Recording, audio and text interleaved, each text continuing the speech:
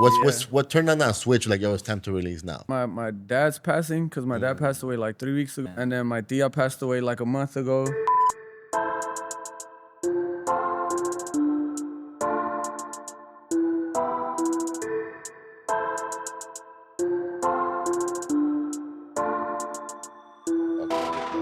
We are back. Shoot, welcome back. 26? Episode check Or 25? 26, yeah. 26, Yeah. right? Hey, Halfway through. Yeah. Oh, 26, huh? Yeah. 26, episode 26. Just forgot to update Welcome back. How's everybody? How's traffic? Not traffic? No traffic. Pretty It's easy. actually not that bad, dude. I don't know, man. The mornings have been getting a little trickier with school back Yeah. and all that. Forgot about that, bro. For me, it got easier because now I have both of my kids go to like blocks away from each other. So it's great. Yeah. That's sick. Now like a 20-minute situation, drop one off, and then the next one like down the street, and it's like, Yeah. Hey, what age did you have your kids, by the way? I was like 23-ish. Yeah. 23? 23-ish. Because I never wanted kids, but now that I'm like thinking about it, I'm like, Okay, damn. these are the topics that we gotta focus on. All right. Because now that I'm thinking about it, I'm like, damn, it would have been cool to be like a super young parent too. To be honest, that was my main thing. Yeah. But I'm like half and half about it. Yes. You know, I've mentioned my mom had me at 17, so obviously I would stray people away from that. But you know, like a mid-20s is a good range, you know. So I think about it like, damn, if I have kids within like the next 2 years, by the time they're 20, I'm gonna be like in my 50s. Yeah, Like, that's I don't know. like- That that's a big idea haunts me a little bit. It's like, damn, like I'm sort of gonna be that, But also old dad, you know. The new 50s ain't the 50s that we knew from back That's then. That's true. Because now we get some batty ass 15s, but I'm like, God damn, she's 50. Yeah, people are looking good. Like, look at Tracy Ellis, the actress. Yeah. She's been like trapping on the gram crazy. I'm like, and everybody's like, God, she's like sick. I'm like 60-ish. Yeah. It's like fuck. I guess I don't know. It's weird. It's weird. It's weird. I mean, you have people out there like Sofia Vergara. People are more fit nowadays. And J-Lo just maintaining their youth, man. and also like I guess like gyms. I know, standard. Like in my opinion, gyms are more like common for right. Gyms are more common than it was back in the days. Yeah. It's a part of like just fucking U.S. lifestyle now. A lot of people go to the gyms now. Yeah, It's more normal, right? It's more normal. So I think that helps out a lot. Did you see that thing a few weeks ago where Trump was reinstating like the presidential fitness test? Or something, yeah. And then he got like Triple H and a few other wrestlers with him just to show like, oh, you know, this is what we're doing now. This is me standing up for fitness, which honestly, we kind of need it, man. We do need We it. kind of need it, but I attribute like a lot of our, you know, overweight issues with like all the food and Yep. a lot of people talk about like the seed oils being terrible. Seed oils in our foods and from what I understand, Yeah. initially all those oils were meant to be like engine oils and Yep. stuff. And then someone was like, all right, let's just eat this shit, you know? well, even what breakfast was considered breakfast, right? We would consider breakfast sausage, eggs, all these things that are naturally not the best thing to be taken right after the morning, for. Like, Yeah. You shouldn't be drinking orange juice in the morning. You shouldn't be drinking all these things. You shouldn't be eating pork in the morning. But because of industries and capitalism in the 20s, and 30s, and 40s, that became a thing because lobbyists were a part of making laws and industries, and it became where like, okay, we're gonna push what a breakfast is because of industries they need to sell more pork, more of that. So that's why I don't know. That's why even now, like we rethink of what a breakfast really is and what it should be. So we try to steer away from like the sausage and like that type of like where you gotta drink milk or you gotta drink orange juice. Like I don't know. That's what I do in my house. What about like licuados? I'm down with licuados, dude. But I feel like that was more definitely like a kid thing where you like grow up and you're like, oh, abuela made me a licuado with some banana and some chocolate in Right it. now you just go to Movida and you ask for it, bro. Let me get that. Right I now. do like Now it's smoothies. Yeah, I'm big on licuado and big on smoothie soap, but for me, it's like you gotta throw ice in it, right? You put ice on it, make that shit like a shit. You know what I mean? Yeah. Yeah. So yeah, I'm pro like licuados. I'm pro fucking smoothies all the time. That's the only way for like Like when we buy fruit, dog, most of it always spoils. Like I was having a conversation with my wife today, like, yo, again, like everything we bought a few days ago, like everything is spoiled because nobody ate it. But like, we keep buying all these kiwis and things and that, and it always goes bad. Hey, but sometimes it's where you're buying it from too, bro. nah, Sometimes it lasts longer depending on the place where you buy it from. well, it's better if they last. Sometimes, Well, it's supposedly it's better if they don't last that long. Because I'd be asking my girl, like, bro, like, why do you go to like 4 different stores for groceries? She's like, oh, because the fruits are better over here, or the veggies are better over here, the meat's better over there. I'm And like, she's to me, it's nitpicking? just like, it's stupid because you're going to like 4 different stores, so you're wasting gas and time and all that shit. Just shop at once. She's like, nah, babe. That's why our groceries last. You know what I mean? Like our fruits, our veggies. Interesting. I was Because like, oh, that makes sense. I do know some. Or maybe people- she's just, fucking lying to me and shit, but, hey, it made sense. I do know some people shop like at certain places because they have certain things, and then Yeah. what they don't have, they'll go buy it somewhere else. yeah. Like Trader Joe's, and they buy whatever you get from there. Nah, and fool, they she's very go somewhere specific on else and, things, like get the dog. meat and the whatever. I get that. We try to stay away from Costco. Are for our you like the meats all and these stuff. guy? Aldi's is the place, honestly. But I already knew but that. I won't buy my meat there. It's I don't know. It just doesn't give freshness, But Costco's a great place to buy, but it's expensive nowadays too, man. So it's like. I remember going 5-6 years ago, and a cool like New York steak packet would be like $40. Yeah. Now it's like $70. I've seen some for $90 Yeah. right there. So I'm like, damn, like too much has changed in the last few years. It's not a lot. I was more into the like, in my train of thought was like if the veggies spoil faster, they were better quality. I guess less GMOs and or whatever the fuck you call I that. can see that. Yeah. But like for us, we're big in Northgate. That's like our go-to for.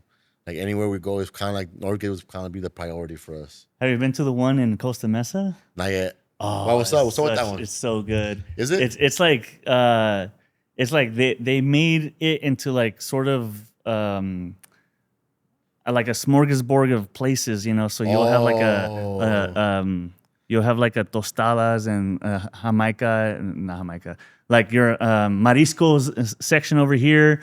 Your carnitas on that side. They have a churro stand. Yeah. So it's like they made their own little version of a little like amusement park. Yeah. So you just go to every section, you start a line, and you just go to the next section as soon as you try something new. Yeah. It's definitely a spot you got to try out, man. The Costa Mesa one. Yeah. It has a lot of amazing things. The thing that really turned us on was the what is that thing? I'm forgetting my Spanish right now. The crispy pork, Yeah, the chicharrón. the chicharrón with Yeah. some avocado You dip. part of that trend, huh? Hey, we fall to some trends. Yeah, Not we bad. do. Chicharrón without, But chicharron and just dip it in some avocado. Which one was Oh, that? I man. remember seeing it. This is like It was like a few- like 2 years ago. ago. Everybody was doing the crunch. Yeah. But you had to go to that one Yeah. specifically to do it, essentially. Yeah, you know what? Yeah, that's why Northgate is like the most common ones because like let's say my girls don't want to cook today, she'll go pick up carnitas. No, she'll heat up the tortillas and that's it. And then we'll get like a salsa, the carnitas mixture, and then a guac and that's it. That's Like, it. that's why I do fuck with Northgate. And also what I've noticed like going to Northgate than other places for me.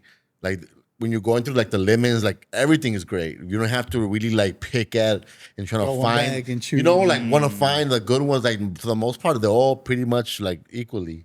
Well, Yeah. and it is pricier and but yeah, kind of Northgate is like the most common one. Costco for like bulky shit, but we keep it at there. Sometimes we do like Trader Joe's. Trader Joe's has fire shit. Trader Joe's has fire we shit. usually go to Northgate for the masa. Yeah. We go to one Yeah. in El Monte. You get masa from. That's like the spot, the El Monte one.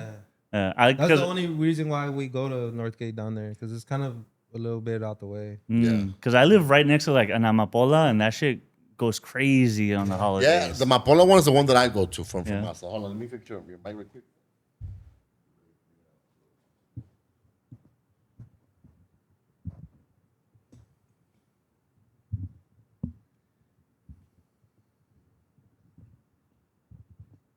I like that you put a little diffusion.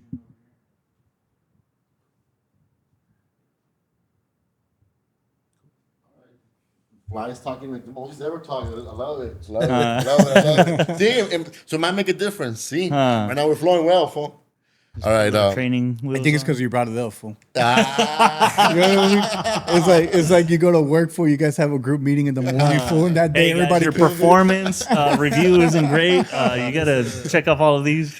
No, but I think like having these conversations about like regular stuff is Yeah. what keeps people like more in tune with everybody's different personalities. So I really fuck with it. But yeah, going back to for us is a mapola. Way. Mapola is kind of where I go for like whenever it's like Christmas or Thanksgiving and we're trying to do the tamales. Mapola, right there on HP.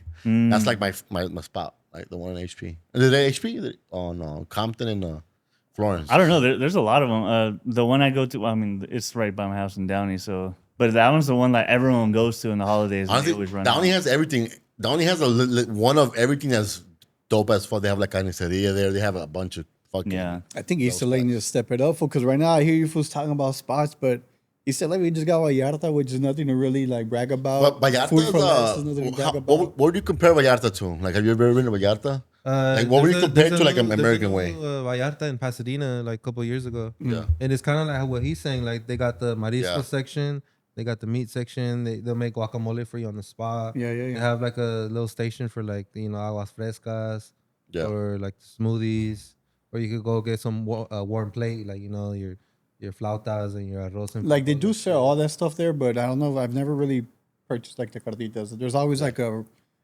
restaurant that I'll go buy the carditas from. You know what I mean? Okay. Like Vallarta, it's groceries. So it's Yeah. groceries. Yeah. Vallarta is usually like carne asada shit. Like, you Their go buy the salsas are lambs, You go dope. buy the Yeah, stuff yeah, to yeah. make the salsa, the avocado, shit like that. Like for me, if I wanted some like good carne asada or whatever, I'll go to like carniceria. Hey, You know, those I'll are- go to a specific. Those spot for popped that. up everywhere. You know that Yeah, one everywhere, specific. fool. If you know, because- you know. Eh? I don't know. Is You there? don't want to know. I don't know. I have a feeling they're well funded though. well, that guy, he now hangs out around Canelo like a everyday thing. Oh, He's made it to that level. that's Yeah. crazy. Like he's now a part of that little mixture. I mean, like that crew of like top That bracket. that bracket. He's part of that bracket. He's No, part but of that. I'm glad because even in Downey, it's like, yeah, it's like the Mexican Beverly Hills, but it doesn't feel Mexican at all once you're in there. But when I went to like the carniceria, I'm like, damn, this kind of feels homey, you know? Like Yeah, it does. I'm at home. So They have good stuff right there. They do. Their seasoning, like how they season the protein, it's fire. Phone. They have some pretty good shit. Like yeah, they're pretty clean too. They're pretty consistent too.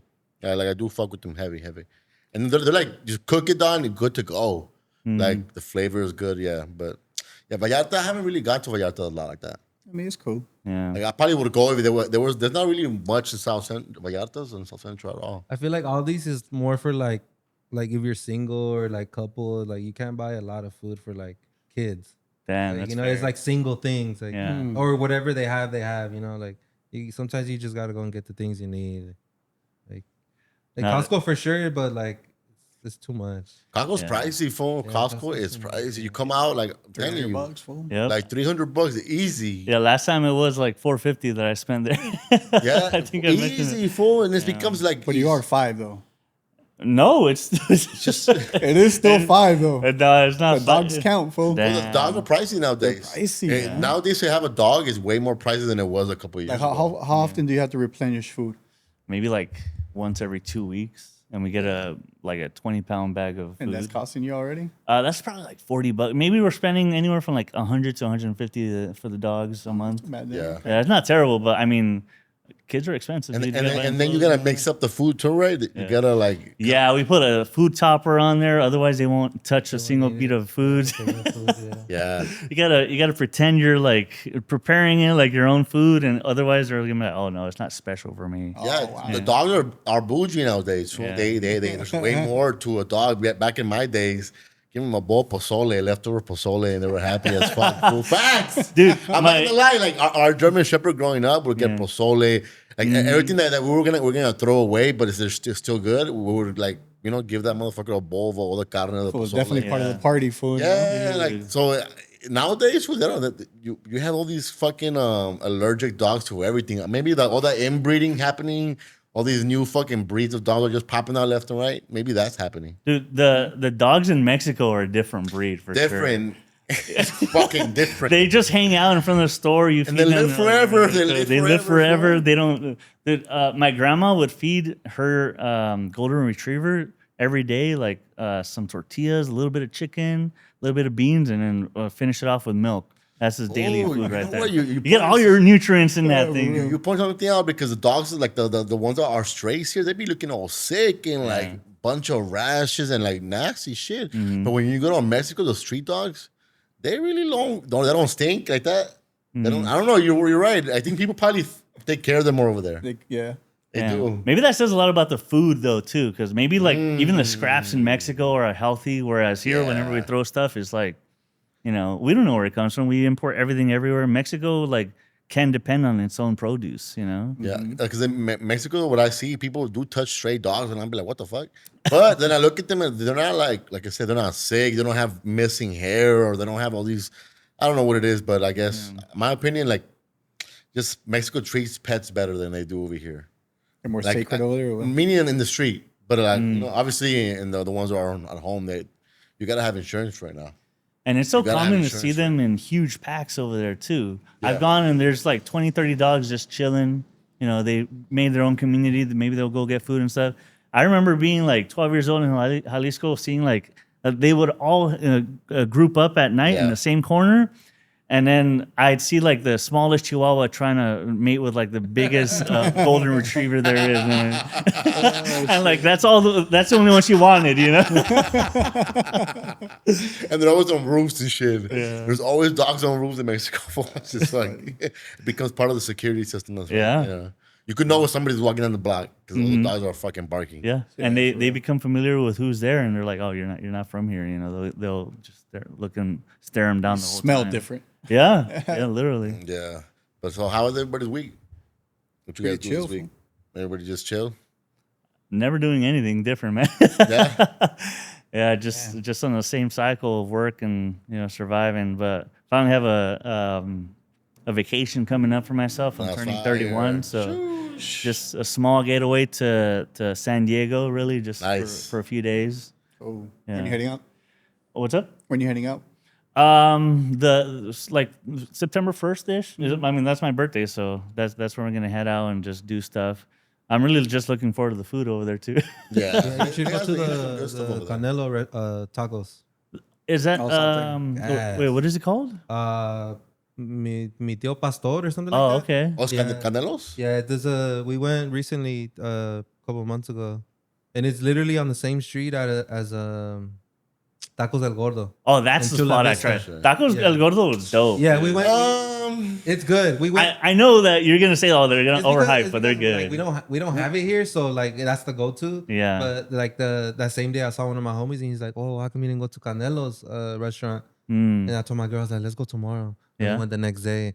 That shit was gas. Yeah? Yeah, Gordo ones is which one do you go to? The one in Chula Vista. Chula Vista, The the one- original one, right? Yeah. There's one. There's a couple. If you like, even in downtown San Diego, there's one there, bro. They make this like this weird ass like guac mixture with like onion. Only that twice. Only those two things. And they be splitting the fuck out of the tacos and like that. I don't know. I've been to the one in Chula Vista. Yeah. That one was good. But everywhere else that I go to, he's like, what the fuck are they doing? Like, I don't know. Just like you're eating a taco full of like onion with this white type of almost just white. It's like not even green no more. Just a weird ass sauce. I don't know. I don't really fuck with it no more. Yeah, dude, I had the craziest like revelation when I found out that the guac sauce that all these taqueros use, guac. it was not guac. Yeah. And I was like, man, what the fuck is this sorcery? Yeah. I was confused my whole life, dude. I would always call it the guac sauce. What do you guys Yeah. call it? Just the guac sauce? Yeah, the or- guacamole. Yeah. I think some do like a very small percentage. They'll add guacamole Yeah. and mix and dilute it with the green thing. Tomatillos? No, not the tomatillo. It's like a Oh, I thought that's what. what's there's a there's like a specific fucking vegetable that they do. Cilantro. Nah, not cilantro. It's Is it like a cucumber type of It's thing? like a cucumber looking one. It's like a cucumber looking one, but it's not a cucumber. But one of those. So Yeah. that one gets turned into it's like the most common one they use for like to make guacamole. But I Damn. feel like it's not like that common to get like the guacamole or guac sauce on your tacos. That's like certain places. Like Yeah. most of That's the Tijuana taco- style, right? Yeah, I think most of it's- the taco spots are just like regular. Yeah, I think that's what Tijuana made it like Yeah, they'll that's throw, like a they'll newer- throw an that's a newer actual thing. guac on it. Like was it the other one, the Angels Tacos? There's like one in Eagle Rock or something, like in front of Target. They Yeah. do like a big thing of guacamole. Damn. Dude, one of my favorite taco spots is right here in downtown LA, like on 9th Street.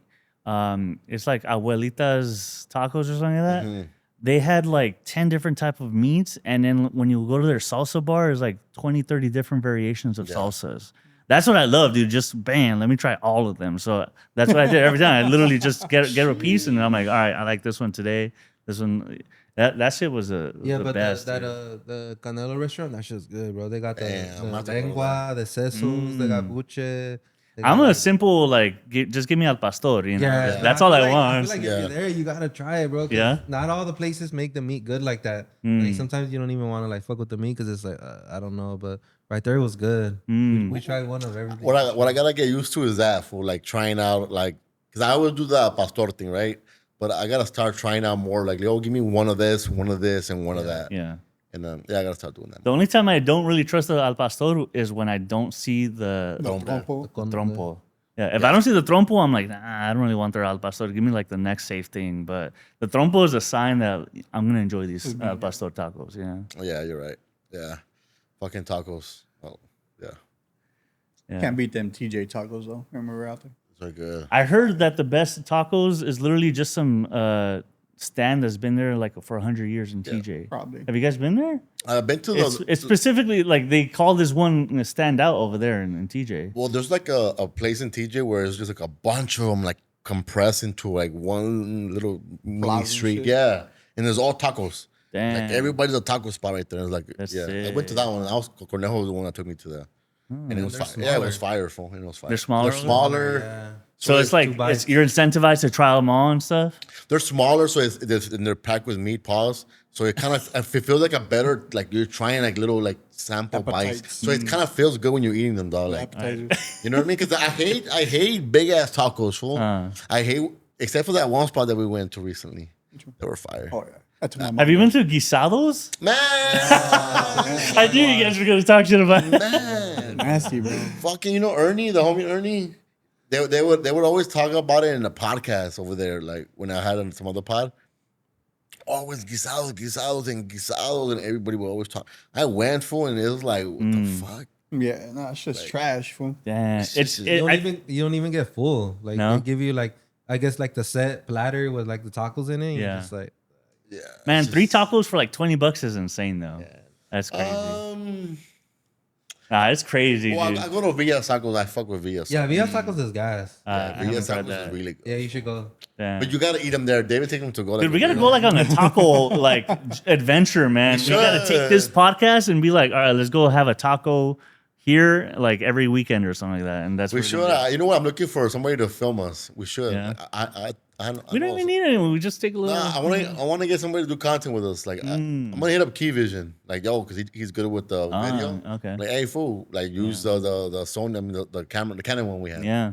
And just film us. Just go like on a weekend night, like the typical person would do. Just go out there and be like, all right, we're gonna try these street tacos right here. Yeah. Because there's a lot of them in LA, dude, and I feel like a lot of them can use some notoriety. Yeah. Especially now. Well, we've been to a new spot that's down the street and fucking stupid fire. Yeah. It is like the $9 taco. It is the $10 taco. Yeah, because but, the homie Scotty from suburban LA, he be doing taco reviews, but nah. You need it from some raza.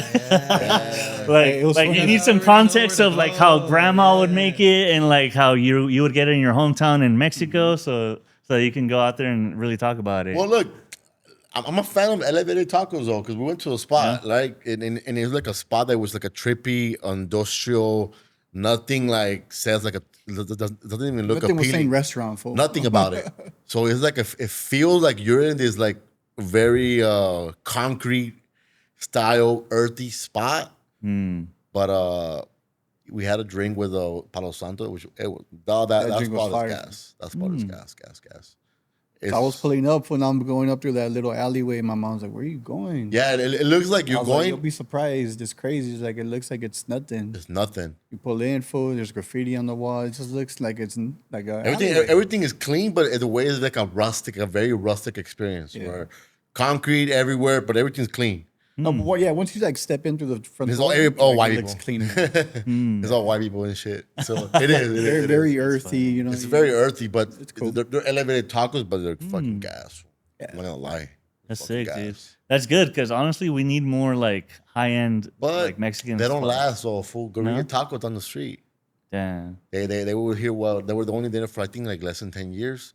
I was fire, fool. Guerrillas tacos, stupid fire. Same thing. But I think it was like super long waits for to get your stuff. For like you go there and it's more like a date type of spot. It is You know more what of a I mean? The date. spot that we went to, it was more like a quick fast food. Like you get your order in minutes, you eat it quick, boom, and you're out.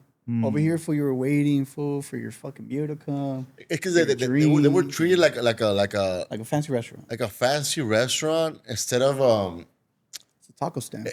it wasn't a taco stand, but it just didn't like they were too on you like, and also they didn't have a safe menu for the kids, fool. Like they didn't have nothing for the kids, like Damn. nothing for the kids at all. Like even like some fresh, like let's say like Mexican style chicken, like that was really good. No, that Then that's why they went out of business because Probably. the kid safe option is honestly the safe option for like non Mexicans too. and you gotta have an option where like let's say an elevated fire burger. Yeah. That is, yo, don't put mushrooms in it. You know what I mean? Yeah. Like make it. They didn't have it. So me and my wife loved it though. Me and my wife, man, loved it. Fool. They had these taquitos dish, 2 taquitos on it, and they were papa. But fool, it was probably the best to this day, the best taquitos that I've ever had. 5 taquitos, and Damn. it's just very simple. Just 2 fucking taquitos with this like fucking cheese and this green sauce on it. Well, the ones they got that at the new spot, they're the fish ones. Yeah, Even those are fire. it's on fire. Those shits are fire. Damn, we gotta go on this journey They now. are fire. I'm fucking excited. And to then try some and these tacos. were just right here, phone. And Yeah, literally. they are elevated tacos, and I'm a fan of elevated tacos too. Nice. Because these are like Mexican cooks creating these like high-end tacos, but they're fire though. Yeah. Yeah. They're fucking. I mean, I think it's more like Sonora style a little bit because they use the harina. My mom, she was pretty excited because they sell tamales there too. Yeah. And they were making tamales. So you have like a little window so you can see into the kitchen. And they were doing the hoja de plátano. Yeah, And that's the one my mom uses. yeah. So she's like, "Oh, they must sell some good tamales here. We're gonna get one next time." And like it says, there's only like 5 tacos, right? It's like a Like 5-piece menu. probably even 4 tacos. It's probably like a 4 taco thing, 1 quesadilla. Like the menu is probably like less than 10 items. Hey, if Raising Canes can do it, anyone can do it. You know? Yeah, but I would recommend it is fireful. It's like dope. Yeah, they're good. when you go. When I'm saying when you're driving up there, it doesn't feel like you're going to a restaurant, but it's like, but at the same time, it's like, is it gonna last? Like, is it gonna last? Because I feel like once the community is involved, it'll last. You need the community for. But think about it. When you were there for it was pretty packed. I mean, it's not a huge space, so it gets packed pretty quickly. But tables were full. But would you go on like on a weekend? What was it during the week?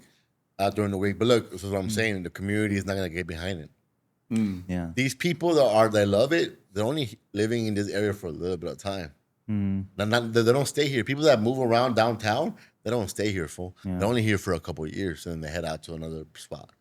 That's true. So if you don't get the community that's gonna be there for the next 30 years, Yeah. you're not gonna survive. Fool. Oh, that makes sense. I just like cracked it down because I just felt like Guerrillas Tacos, like they were too on you. Like fool, let me breathe a little bit. Like like they were like too on you. Like I get it. They want to give you the service, but it was just I think like people that are Latino, like your everyday Latino, they're not gonna want to have that experience often. Yeah. But for me, I definitely enjoyed it. Guerrillas Taco was fire for me. I feel like a lot of like Mexican food and Latino food like has the like perception that it can't be high end. So it's great that like there are people trying out there, but also it is unfortunately one of those things where you have to have a balance of like if you're gonna be a high end restaurant, you should cater to like the takeout people too that just want some quick food too. Yeah. Yep. Because like Michelin stars, they just released them for like Los Angeles, and like a third of all of the Michelin stars went to like Japanese food Because obviously, when you think of Japanese It's- food, is yeah, like for sure. elevated. Like Elevated. you're gonna sit down and enjoy your meal. You're not in a rush to do anything. Yeah. You're just like you're expecting And, a and then nice. you're gonna plate. savor every Yeah. bite. It's not. Yeah. like- And it's crazy because I just recently tried Japanese for like the first time. It's always been Chinese to me. Are you serious? I'm not gonna fucking lie. I dog. could have. We There could is put you a- on so many places. My boy. but what Japanese food like? What way? We went to because it's just this crazy story, but I got a customer. He's like 80 years old. Yeah. And one time he came in and he liked the way I helped him out. He's like, "Let's go get some lunch." I'm like, "Fuck, let's roll." So we left and he took me to I think it's called Chang's Garden or something like that. Okay. It was a fire spot, fool. It was like a sit down, nice. Yeah, spot. and I mean, and he's telling me order whatever you want. I was like, Mm. honestly, I've never been to a Japanese restaurant. Mm-hmm. So at this point, I was like, order what you think is fire, and then I mean, I'm trying this stuff with you, so Yeah. we'll see. And shit, everything was fire. Would Like, you, but what you eat though? Yeah. I don't even Anything remember. raw? Like or- sushi. I mean, there was obviously some sushi involved. There was ramen. spicy tuna. There was we got to I think some chicken wings just to play it safe. Mm. There was some noodles that he got. Fuck, it was like a whole little feast we were having, dog. Yeah. You know? It was a good experience though. But going from having your whole life eating Chinese food and then having that Japanese, was just, Yeah. God They're very different. yeah, nah, fool. My stomach took that nice. And you know what what I mean? sucks too? The Chinese food here It's is not- like nothing but the actual Chinese food Yeah. people eat either. So it's Yeah, like I know. day and night. It's like it's insane because we have like the greasiest noodles Yeah. with like chow mein and stuff. Like over there, like oh that's American food. What are you talking about? I think yes, New York, right? New York created that type of savory, very. I think so. Yeah. Because when I always hear that New York Chinese food is fire, like your local, like yeah. I mean, I didn't try it. Dude, yeah. I was a little scared. And once you stray away from like, or when you start like going away from the basics and start trying some like real Chinese food. Well, first of all, their spices are next level. If you think like Mexican food is spicy, Yeah. Chinese people eat the spiciest Yeah. stuff. And like it's like, oh, let me get your medium, and it's like you're just dying midway through the bowl. But they got some awesome stuff, dude. Their rice noodles are dope. They got like the chewiest little things. They look like you know what patsiu is? Mm-hmm. It looks a little bit like that, but it's like the chewiest little thing ever. Is like a rice cake is what it's called, but that shit's fire. And then they're Also, recently just tried what was that? Kabuki, I think it's called. kabuki. Yeah, I think it's another Japanese restaurant. What does that sound And familiar? there's like sushi. They got all sorts of stuff there. Pasadena, right? Kabuki. Yeah, in Pasadena. Colorado. Actually, BCC. Yep. they do ramen. Because right? I mean, I Yeah, work they do right ramen. there. yeah, I in that think area. I think I've seen that spot. That's just yeah. good. It's cool. I mean, different experience. It's not something that I'm used to. I don't do sushi like that, you know? Yeah. The best sushi for like on a budget I found is in San Gabriel. It's called Yama Sushi. It's literally like a little Japanese market you can go into. Yeah. And you go in their fridge and they have all just prepared rolls ready to go. And it's like restaurant quality stuff, but you can get a whole like giant rolls for like 8 of them for like $8. Whereas at like a restaurant, you're paying like $16 for 8 rolls Yeah. each time. Nah, So you go in there, and then in the back they have a little market where you'll pick out like the raw fish you want to make, and then they'll take it for you and they'll cut it up, and you have some sashimi to go. you beautiful like, spot. Oh, you do sushi a lot, huh? Oh, so much, yeah. Like just the regular shit. Like a I don't raw really fish do, like type shit? anything crazy. My girl's the one that like she goes Yeah. crazy for the sushi. I don't know if when I'm eating it, for like I don't think I can picture myself craving that. You know what I mean? Like I do a There's fucking some that are steak. good. You know what I mean? Like things Yeah. like that. I don't know. Because like I mean, also, I think sushi also you kind of like learn to like It's very learned, yeah. it's very learned and it's like an acquired taste. But when you could appreciate it, like me, I'm not big on sushi. I'm not gonna lie. The sushi that I've tried has been Americanized for the most part. So I haven't even stepped to that level of just getting a sushi with just like what's it called? Wasabi? It's like yeah. Piece of tuna. Well, my girl does. My girl does. She'll like devour. Like I mean, she'll be on like some sushi shit for sure. She's more brave to try it. She's heavy on Vietnamese. So she also works with a lot of Asians. So she's way more Thai. She loves Thai food. Yeah. I'm more like I'm also more on the safe side for the most. I switch over from Japanese to Vietnamese in the cold seasons, you know. Yeah. I'm eating pho like every Pho. weekend. Yeah. So yeah, for me, for even that, like the Asian food is I'm a little careful. Not. Yeah. Yeah. Yes, sir. Yo, yo. Oh, is it open? And now we have the guests coming up. Yo. Hold on. Yeah, now we have the guests coming up, so we'll get to it right now. Right, and we are back. Shoo! Welcome back. Now we have a special guest today. We have the motherfucking FEEFA out of South Central, dog. What's up with you, fool? I'm active right now. You've been you've been going viral the last week. New project, which we're gonna get into right now. So, yo, how you been, fool? Just how you been? How you been? Y'all got me acting different. Y'all got me popping. I'm playing. No. The South Central you came out. The South Central. No, it's been a blessing, bro. It's been, like I said, it's been something that I've been working hard for. Yeah. For years. But what's the feeling that you have right now? Because I'm hungry, just let's talk about the hungry. feeling, mental health as an artist. Like, how do you feel right now? I feel free, bro. Yeah. Like I have no restrictions with nothing, nobody. You get me? As far as being creative, bro, I feel like I found myself where I'm not forcing my music. I'm just flowing, bro. And that's a good space to be in. I pray a lot. You get me? It's been protecting my energy, setting certain boundaries with people, not allowing them too much in my space, and just getting influenced by myself. Not myself, but like just my experiences and shit that feels good to me. So, but that comes with like being a veteran in this music experience, hell right? yeah, bro. Because it come with growth. You were, for those who don't know, let's kind of take it back with a little bit of where you come from, what part of the city, and then we get into the whole music part. Yes, sir. Go let us know where you come from, where were you raised at. Yeah, South Central LA. I grew up right there on Vermont and 29th Street. Mom's moved back and forth from there, Mid City. Grew up skateboarding, playing soccer all over the city. And, soccer, of course. You know what I mean? Soccer, and I keep a closet full of jerseys. I like wearing different jerseys, so people was on me like.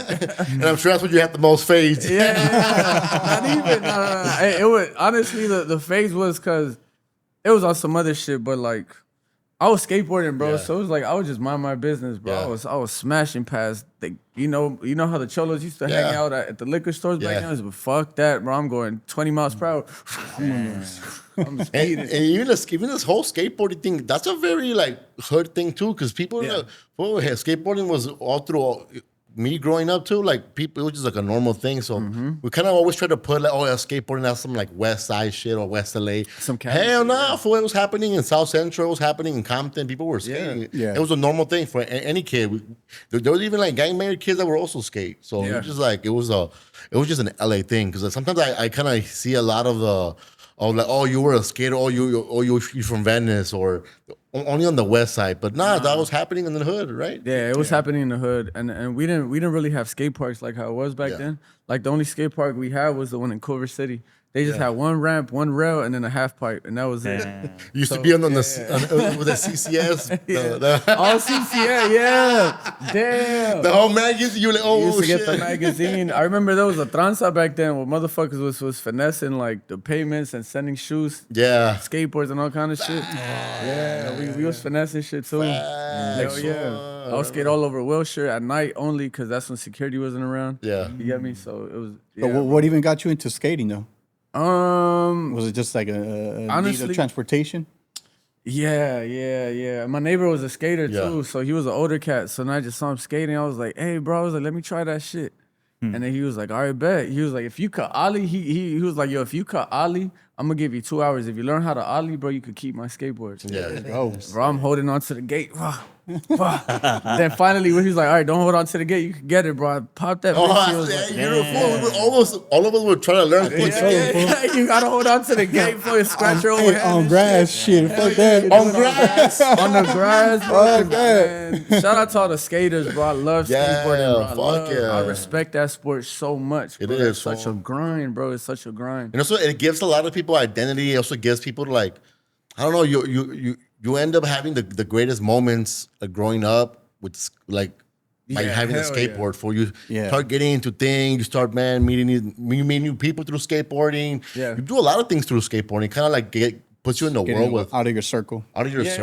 It helps you build chemistry with homies. Like, let's say we would all go skate at night, and then one of us would fall, bro. We would laugh for the rest of the night. You would, this way, yo, dumbass fell. So you just create core memories, bro. So I got hella memories of that, but I stopped skating because it was either that or soccer, and my coach would get mad. I'll come with like scratches and shit on my knees. Yeah. And he'll be like, "Fuck, well, you know what do you expect me to do? I can't slide, bro. My shit's fucked up." And in what way did you avoid like the street life, or like what kind of activities were you doing, or what kind of mindset you had like growing up? Like, because you know it's kind of easy to fall into that. Yeah, that street life. It is. It is. I think most of it comes from family. I think gangs comes from like a family thing. Yeah. My mom's came out here on her own, so it was just my 3 older brothers and my mom. Yeah. And my mom always implanted like, I have no papers. You fuck up, I'm out of here. You get me? So I was very aware, like, damn, I try not to get. I would still fuck around. Yeah. But I wouldn't fuck around with like the law like that. You get me? I was just like, no, I just can't. I can't, bro. If I fuck up, moms ain't got no papers. You get what I'm saying? It's crazy. But she implanted that in my head since a youngin', bro. And then obviously my brothers would be like, hey, don't be doing no stupid shit. Da, da, da, you get me? So, and obviously soccer, bro. Soccer literally took all my childhood. Like Mondays, bro, fucking beach practice for 2 hours. Wednesdays, field practice. Thursday, field practice. Fucking Saturdays and Sundays, 2-3 games a weekend. So I really had no time to fuck around. After school, straight to practice. You get me? You know what? Were you playing like school or like? No, I didn't. I played club. Yeah. I played like state cup, nationals, and Shit. and all that, Is there AAU for version for soccer? Like, is it? I believe so. Yeah. Right? Yeah. Now there's a lot, bro. You got MLS Next. You got so many. Yeah. That's tight. Our kids soon. I don't know if y'all got kids, but our do, kids are finna have fun with this sport because they got more opportunities. When we started, MLS had just grown in like what 95, You're 96, right, yeah. and they was getting the OGs like Jorge Campos, Cienfuegos. Yeah. Yeah, that's what I Hernandez. remember. You get me? They were getting the OGs. They weren't looking for like the youth. You get me? You're right. It's true. And soccer it's like such a growing sport in LA too. Like has grown a lot. Now it's becoming way more acceptable. Well, way more cool with the youth as well. Yeah. Which it wasn't back me growing up for. It was more like my pops thing. Yeah. You know what I mean? Or like I'll watch Kobe. But do you think that brings that memory back, like that nostalgia, right? When you go to a game, like, fuck, this is what my dad used to watch on TV. Yeah, hell you know? yeah. So now we'll go out there. Now we enjoy it. Yeah, for sure. But also, it's proof that like you know what people say. People are bored. When you're bored, that's when you do fuck shit, fool. Yeah. Like growing up, when you're bored, like when I think back of those days that I did fuck shit, thought we were bored, not doing nothing. Exactly, we had no like somebody to put us into swimming or anything type of activity. Fool. We were just honestly just buying blunts and drinking and being bored. That's all we had. Yep. When you're young, smoking weed and drinking, 17-year-old, and the porch away, your mind starts to like explore things. Oh, you know. Yeah, you process shit different. You process shit different. You get bored. Different. Yeah. Hell yeah. But you know, keep your kids busy. Yeah, keep them busy, fool. Keep them busy, because as soon as they get that little downtime with their homies, they're gonna think of something stupid, and then they just gonna be outside. Now you got the phone, so Yeah, you got the phone. Yeah, we're lucky we got phones now. They can stay home, but fuck that. And for you, like music, were you already like inclined to do music when you were like in high school, middle school? You know what's crazy, bro? My mom would put me to sing in church since I was like 5. Random, right? I kind of don't remember. I remember like little hints of it, right? And she still got pictures of me, but she said I was born in '88, so this was like the cassette times. You get me? So I'll have to listen to La Pista and then flip the cassette. And she was like, "Dude, you was 5 and you would sit there for hours and just memorize this shit, flip it, boom, memorize." I don't remember it, but I kind of do. And now that I'm in the studio and I'm just in there locked in for hours, and my mom was like, "Dude, you know you was doing that since you was young." I'm like, "Damn." Yeah. But my past with music was different. Obviously, I was around people who made music. Yeah. You get me? Like a homie would produce. He'll be like, "Yo, hey, what you about to go do, man? I'm gonna go home for make beats, man. I'm gonna come over. I wanna see what's up." Yeah. I'll just sit around. I was just a homie in the studio, just hanging out, smoking weed, just you know, just yeah. You get me? Then R.I.P. my boy Ole. F was like, he was like, "Hey, cuz, you gotta try something, cuz, like, gotta get in there, Feef. One of us gotta make it out." I was like, "All right, fuck it." We was fucked up. I was like, "Man, fucking play the beat." I didn't know what the fuck I was doing. I laid a verse, and they obviously heard and they've been doing it for years, and they heard my voice. You get me, with the autotune, like all that shit. They were like, "Yo, you have a voice, bro. Like your voice sounds good." And I'm like, "For real?" They were like, "Yeah, you got a tone, boy." I was like, "All right." After that, he was like, "All right, bro, I ain't finna record you ever again. You gotta learn how to record yourself. This is how you press record, command space." And if you ever fuck up, just press Command Z. That's all he told me. I had to learn how to move everything, and I think I've said this story. I think I stayed up from like 8 p.m. to 10 a.m., bro. Just hooked, just trying to learn that shit. And What I'm age like, was this? fuck. What age? I think I was like 20, 21. 21, 21. Yeah. What program was it? Pro Tools. Pro Tools. Yeah, 2021. But I still wasn't like in it like how I'm in it now and understand like what plugins do what, beats and or you know, composing shit is way different. But I put hella hours in, bro. Okay. And it started just being around the homies like Bug, Jinx, the homie Black. They had a crew. It's called the Hangout Boys, and I was like, I was what 6ix9ine was before 6ix9ine. Like I was the only Latino around Bloods and like literally Bloods and Crips making music, and I was just the kid with the soccer shit. And that's why they called me FIFA. You get me? Oh shit! All right. So they didn't really know about the culture like that, the soccer culture. They'll see me in jerseys. Hey, cuz that jersey hard. What the fuck is that? Let's go. Man, take me, bro. Take me to the soccer shop. Boom. Hey, what game are you playing? What the fuck? FIFA. Like, what is that? Boom. So then I brought the new culture to the music. That's tight. And then with that, that's how I learned my brand. You get me? I was like, oh shit, I'm different. Like, I understood I'm different. Now I gotta stick with this. You get me? And then I put in hella hours, bro. Hella hours behind that computer. I just dove in it. How long did it took before you were like confident enough to like, yo, let me put this out? 2017 is when I dropped my first record, which was Nvidia. It took me 4 years for me to really, really feel comfortable with my sound and like the way I was rapping and all that shit. So you came out as an artist first. Yeah. Oh shit. Came out as an artist, yeah. But I was just always around the studio. I was making music for like 4 years. Yeah. You get me? But I just knew I didn't like if I didn't like it, I was like, I'm a fan of music. So if I didn't like my own shit, I was like, it's just trash. Yeah, like I'm not gonna put it out. Even though people were like, no, it's good. I'm like, no, it's not what I hear. Then when I made the Nvidia record and when I was super hyped, I was like, this one's it, yo. They were just like, oh shit, now we get it. Like they were like, oh yeah, this one's different. Like, oh, we get it. Yeah. You get me? But I had to be very patient with myself and my sound. I didn't rush it. I didn't let people like, you know, pump me up or get my head big. You get me? They were like, oh, you're a star. You're going to be the biggest. Drop it now. And I'm like, no, this shit, it got to feel good to me. You feel me? Yeah. And that's the song that took me everywhere. You get me? Performances, festivals, a lot of shit. What was the biggest highlight from that song? I think it was the bilingual shit. The bilingual? English verse, Spanish hook, and then it had like a weird sample, like a Spanish type sample, but it was trap. It wasn't really heard at that time. That was like 2017 when like I think Bad Bunny, Arcángel, when the Spanish world was barely like getting into trap, barely. So what I did was like way different. Yeah. You get me? So that's like, what stood out. Right at the top, what would you call your sound? And like, were you getting boxed in as a Latino rapper or Latino artist? Latino Urbano, I think. Latino Urbano, yeah. Mostly like hip hop. Obviously, it's like hip hop influence. Yeah. Major hip hop influence. Like, yeah. And then you seen the early, because right now it's common for these like Latino Urbano to be way more like, it's way more trendy. Yeah. But you kind of like saw it from like the beginning of it, so where like it wasn't like as, because you know for a minute, like especially in the West Coast, you don't really have a lot of like Latino like artists that were really like really buzzing. It was kind of for the most part, it was East Coast based, right? Yeah. Like you have Fat Joe, Big Pun. Yeah. Do you feel like Latin trap is like something like you kind of your sound, or have you heard that term, like Latin trap? Yeah, Latin trap. I mean, yeah, I started like my first couple songs were trappy and they were just Latin and Spanish, so Latin trap. You get me? Yeah.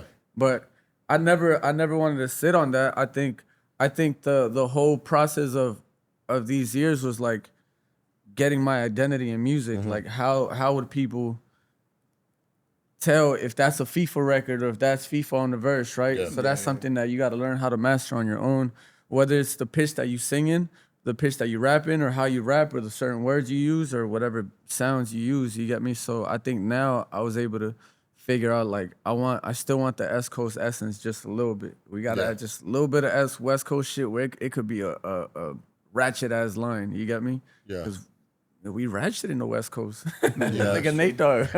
Nate Dogg was talking crazy. So around 2017, were you more of rapper or a producer then? I was rapping. Yeah. Okay, so you weren't producing your own stuff at that point. I was learning how to co-produce. I was Okay. barely learning how to produce because I was learning how to engineer and record myself. Okay. So that was the whole process. And then once I felt like I got my recording process, then I was like, all right, now I got to build a sound around my voice. So then I started bringing producers. I started watching them. I was like, man, whose program is this? Fuck, hey, add a drum here. No, add the boom, boom. Get what I'm saying? So I don't know, bro. When I'm in the studio, it's like a whole different beast, bro. It's like different. It's way different. And then from 2017, did you do an album right away, or what was the timeline from then? 2017, I was still unaware about like how expensive mixing was. You get what I'm saying? That first record ran me $300. I was like, God damn, 300 to mix and master one record that I'm never gonna make money out of. Shit. You get me? Now if I want to drop a 10-song project, I'm like, damn, that's a bag, bro. You get me? Yeah. So I had great relationships, bro. Like, a lot of this business is about relationships, having como te digo, como andar en bien con toda la gente. Having good credit. Resources. Yeah. Like Resources, not burning bridges with people, you feel me? Even though you guys might not click at that moment, you still got to keep that bridge solid, you feel me? Because you never know. Yep. You just never know. So I got blessed that I met a dope-ass engineer. Gary, he cut that shit half off. He was like, man, I love your project. I fuck with it. I'm charging you half. Like, I was like, all right, I could do half. Fuck it, let's run it. I dropped a project 2018, and I did a big release party at an Adidas facility. Because at the time, I was doing a lot of like Adidas, a lot of soccer performances, like in Compton. You get me? They had like underground tournaments in Compton. I would go there and perform fucking abandoned warehouse and shit. It would be like, it started with like 2 people, you get me? And then with those two people stayed, and then my brother was there, and then he was just like, I was like, damn, I had fun, right? I had a blast performing, right? I didn't really give a fuck that there was 2-3 people, right? Yeah. My job was like, if I could get these 2 motherfuckers right now, that's 2 more than what I had yesterday. That's been my mentality the whole time, you feel me? So then even with my brother's like, yo, he was like, you don't give a fuck, huh? He was like, you don't care? I was like, nah. I had fun. He was like, bet. He was like, and he was the one that implanted that in my head. He was like, yo, I promise you next one, because he heard those 2 people walk away and be like, hey, they were talking like, yo, that dude was dope. You guys should have stayed. Next performance, ya se quedaron como 10. After that, it was like 20 of them, you get me? After that, I get a phone call, hey, there's an Adidas fucking event. Boom, you got to pull up. They need a performer. I was like, oh, shit. I thought it was gonna be small, bro. I pull up, it's like 150 people. I low-key froze. I sat in the parking lot with my brother. I was like, nah, I don't think I'm ready for that. I was like, I don't know. He was like, stop being a bitch. We've been working and grinding for this shit. Like, well, we're gonna go in there. He was like, fuck it, we're gonna go in there, we're gonna take a shot. My thing, I don't drink when I perform. I don't like drinking before. Cause I like to feel like, you get me? I like to overcome my own fear. And I like to handle that shit like naturally. Yeah, after I like to use alcohol as like a celebratory shit. Like, but that performance anxiety. After the performance, bro, you feel I'm like, all right, I could take a shot, boom, and I'm chilling, right? That day he was like, fuck it, you might have to do it. I was like, all right, took a shot before. I don't think I had a good performance, but the people liked it, you get me? I knew some of the freestylers. I set up an idea. I was like, yo, hey, when I perform, you down to come out here and do freestyle shit while I perform? They were like, oh, that's a good idea. So I set it up where it looked cool. Yeah. You get me? And like, how does somebody get the courage with from like, yeah, I'm recording in the studio, I'm creating your own little dungeon, but now you got to perform it. Like, how did that feel? Like, for the first time when you had to, like, push yourself to be in front of a crowd, fool? Even that's a art. It starts with the music.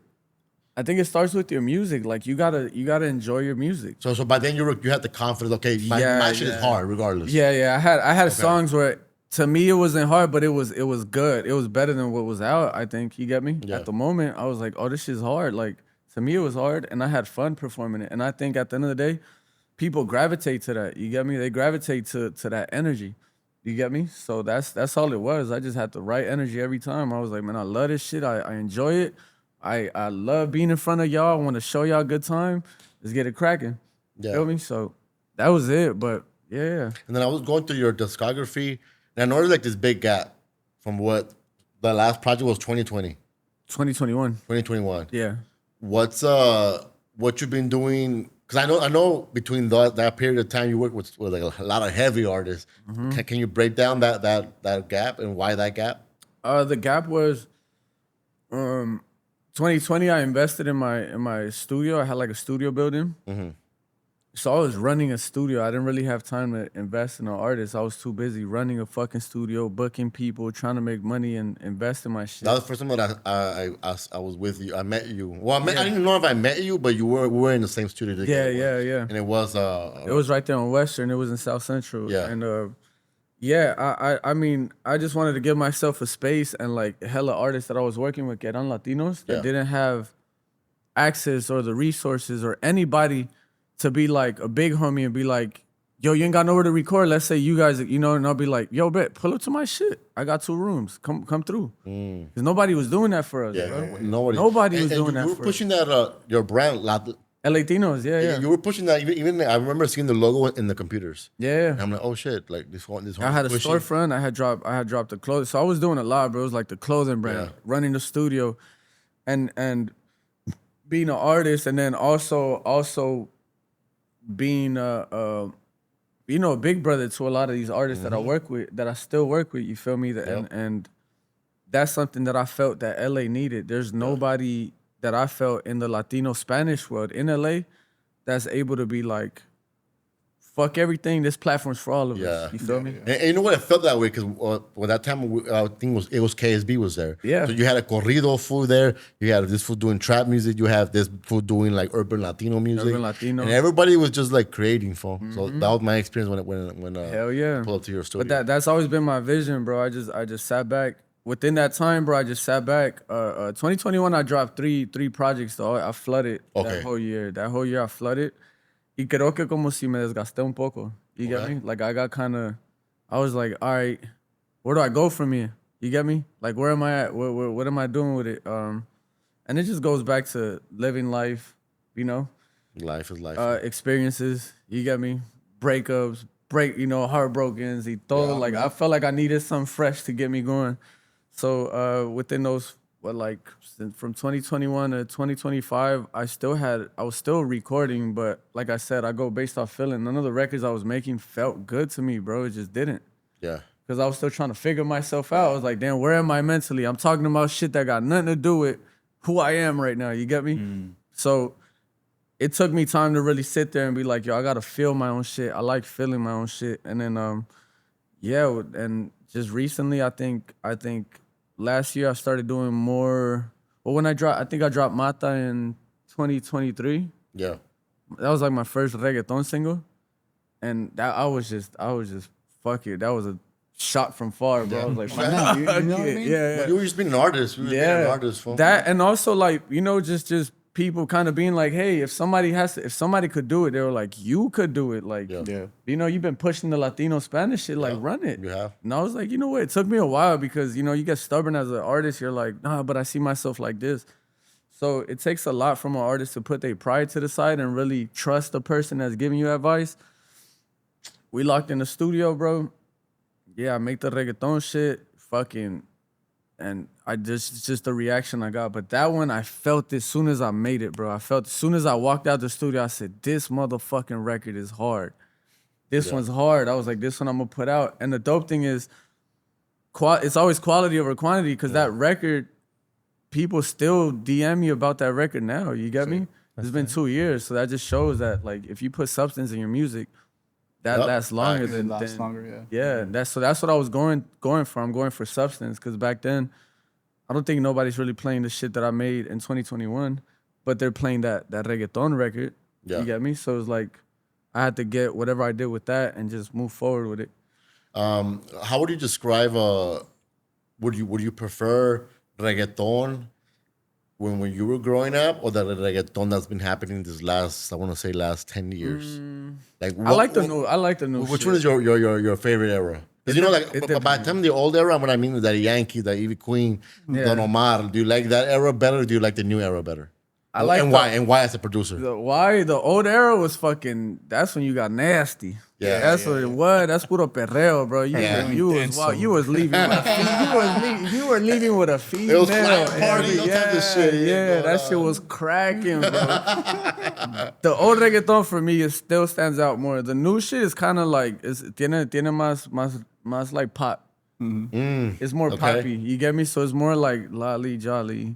Bitches ain't getting freaky to that. I mean, they are, It's more but like a family certain friendly. amount of records. But I feel like back then, Daddy Yankee, Nicky Jam, Tego, Zion, Wisin y Yandel, Hector el Bambino, all the shit that they were dropping was ratchet and freaky It shit. I was. loved it. It was more street than a way. Yeah. It was more callejero. Yeah, that But it was even just like nasty. they had like certain intros, like Yeah. Alexis y Fido, everybody had their own like own not vibe. gimmick, but like they had their ad libs, like Yeah. you became familiar Yeah, to all yeah. that shit, and it just felt like it was just an era, like you can't duplicate that. takes me back, Obviously, it evolved, but It evolved for sure. yeah, it evolved, but It evolved, but yeah, I like the old shit better.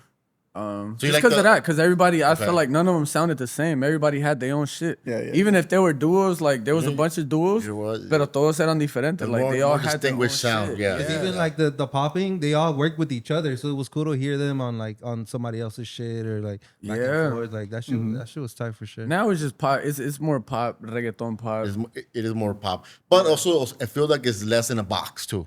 Yeah. Right? Hell yeah. Because now you see a Peso Pluma with Caliucci, so you Yup. start seeing like way more like, I guess there's no more it's more out the box type of music. It's Yeah, no yeah. longer the same It's a different world. different world. Different world. Everybody, it's more inclusive. The world is more, More inclusive. With inclusive, everything, yeah. bro. A lot more inclusive with everything. Like even with sports, you get me. The women's sports going up now. You get me. Yeah, the women's sports skateboarding- are going up right now. Women's skateboarding is going up. You get me? Yeah. Like a lot of shit is going up, bro. Yeah, you're right. Now, I want to do highlight. You were working with Money Sign Swag. Oh yeah. How did that happen? Through Jenny Yeah. 69. Shout out Jenny. Around what time? Shout out to Jenny 69. This was before he went to jail. Before he went to jail. Yeah, before he went to jail. Jenny 2023-ish. 2023, like late 2023-ish, I Okay. think. And then at that time, Jenny pulled up. We worked on like 2 records, and this was a different night because with Jenny, I usually only get like 3-4 hours of her time. This time she came with energy. She was like, "I want to do more." I was like, "All right, hell yeah!" Like finally, you get me? Like, Yeah. let's run 8 hours. She was like, "Yo, Money." Sway just hit me up. She's like, "Can he come?" I'm like, "Yeah, pull up." Like I got like, let's run it. Boom. He pulls up. Well, we meet. Whoa, go, what's up, boo? He was with his homie. What's up? Yeah, this your spot. You get me? He admired what he was like, yo, this is your shit cool. I was like, yeah. Straight to the music though. Like, what's up? Boom. Accidentally, I pressed spacebar on my shit, on my thing, and it played the WAP remix. But I had my voice on the hook. WAP, my bitch so bad and she act loca. Under the sofa. WAP. It had my voice. They was like, stop this. Then Jenny was like, yo, can we do it? I was like, yeah, you know what? Keep it. Fuck it. Run with it. You get me? It's just a remix. And it was just a fun, bro. That was such a fun session, bro. Like, she was laughing, he was laughing, and it was dope, bro. It's just like, I don't even know what to And how even to that explain whole Jenny 69 relationship, like you were known more of at that point more as a producer as well than just a rapper. A writer, writer, producer. okay, a yeah, writer. yeah. Cause she, the conversation with her when I met her through Chris O'Bannon. Shout out my brother Chris O'Bannon. He called me. He was like, "Yo, I'm in the studio with Jenny. We're looking for a bilingual like writer." He was like, "Your writing fits her," and I was like, "I bet." Boom, put up on her. We worked on some shit, and then she was like, "Yo, like I do like I like how you write. You down to write for me?" But I was like, "Hell yeah, let's run it." And we just had a healthy relationship with her since that. It's always been like, "Hey, what do you think about this? Yo, what do you think? Hey, I don't like my verse. You down to help me?" I'm like, "Yo, boo boo." So we always tap in with like music, what's out, what's hot. Even with her, she's been so open-minded. She's doing like Brazilian funk now. She's doing all kind of different shit, and she sounds good as fuck. You get me? Yeah. Because it takes a real one to be like, nah, no, we want like, you get me? Yeah. And yeah, bro, she's going crazy. Yeah, because I noticed you guys had a good energy when you guys pull up to her podcast Yeah, hell episode. yeah. I felt like there was like a comfort, especially coming from like a producer side. Like I just felt that like okay, Yeah, hell yeah. they're homies, they're creative. So I'm like, oh shit, Yeah, this hell this yeah. is who Jenny feels comfortable creating music with. Yeah, hell yeah. And it's quick for people to judge in the industry. Yeah. You get me? But I think my reputation and you know, sticks out the most. Something we spoke about a lot. Like, you gotta have a good rep. Yeah. You get me? Like, motherfucker ain't thirsty for some coochie or any of that sense. You get me? And I'm trying to get rich, bro. I'm trying to make this shit happen. Yeah. Like, motherfuckers is trying to put LA on the map. Like, I want to compete, bro. I'm a competitive. I got a competitive spirit. I want to compete with music against everybody else that's out. Like, why not? You get me? So that's where my spirit comes. You get me? And that's what I try to feed her. It was like, yo, it's go time. It's go time. Let's get it in. Was it hard trying to like write for a woman? Nah. With her, it's the funniest shit, bro. Because I say it in a guy's perspective. Yeah. You get me? But then I gotta kind of flip it in the girls. You get me? Like, I'll say some reckless shit, and then she'll just be like, "Oh," she'll just be like, "I don't know." And I'm like, "All right, we could change it." Like, we could change it. You get me? But I usually let her give me my point of views. Like, I'd ask her like, "Where are you with life? What's your love life? How do you feel right now? Like, how do you feel? Are you like fuck guys? Like, what's up? You get me? Are you on your lovey shit? Like, you on your sucker shit, or like you on your pimp shit, simp? Like, tell me." Yeah. She'd be like, "No, I'm a little heartbroken." I bet we gonna make a heartbreak record. You get me? Oh, So feeling is very important. feeling, yeah, feeling. And then if she comes in and she got that walk, I'm like, oh, we're talking shit. You get me? I was like, oh, we're talking shit. Fuck these bitches. Fuck these haters. Boom, boom. You get what I'm saying? Yeah. Okay. So I go based off like organic shit. organic. Like the Yeah. feel. Nunca es forzado. I never try to make her do something that's not her. You feel me? And we just keep. I think we have a good communication when it comes to music. I think, you know, me with a lot of artists. You get me? Yeah. A lot of artists, even the session with Suede, like Suede heard that shit. He was a little skeptical about it, but then as he kept hearing it, he was like, what the fuck? He was like, yo, I ain't never done some shit like that. He's never done a record like that. No, You get so it me? was more like a dancey record. It was dancey, yeah. It was fire. more dancey. He's never done a record like that. You get me? Yeah. But I feel like that's my role, my job is to put motherfuckers on records. And make him feel comfortable enough to like, yo, let me try it. And what other way to do it but just to lead by example? That's why I make records that I don't, you get me? I don't limit myself. Even if it's singy, vibey, whatever, it feels good, huh? Did he pull up by himself?